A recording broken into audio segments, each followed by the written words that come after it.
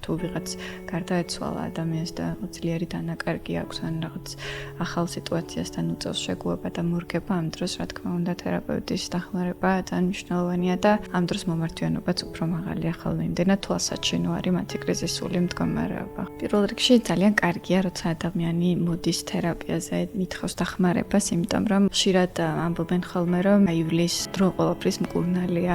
ესეც გაივლის. აჰა, კი, მე ძლიერი ვარ, შემიძლია რომ ეს გადავახო. თუმცა ისეც რაღაც შეიძლება არაჯანსაღი მექანიზმებით მოხდეს, ან ესეც ძალიან ინდივიდუალურია, შეიძლება გამწვავდეს კრიზისული მდგომარეობა ხო და ჩამოყალიბდეს როგორც დეპრესია, ან რაღაც კონკრეტული სპოტიცი აშლილობა, ან გაჩნია ინდივიდის ისტორიას ხო რა თქმა უნდა და გამოცდილებას. ამიტომ ამ შემთხვევაში დროული ჩარევა ძალიან მნიშვნელოვანია. ამიტომ პირველ რიგში რაც ყველაზე მეტად ჭირდებათ ამ ადამიანებს, რომ თერაპევტი იყოს გვერდით, იყოს მხარდამჭერ როლში, მსმენელის როლში, სადაც კლიენტს შეუძლია გააჟღეროს ყველა თავისი განცდა, რაც ხდება.